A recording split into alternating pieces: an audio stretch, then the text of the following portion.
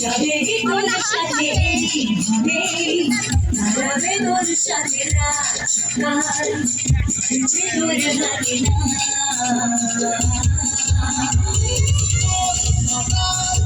যাবে তোর সাথে এইভাবে হারাবে তোর সাথে রাত সকাল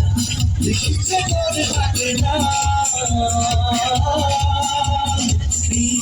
বুঝিনি আগে তো বুঝিনি আজ কি হলো রে আমার তুই বুঝিনি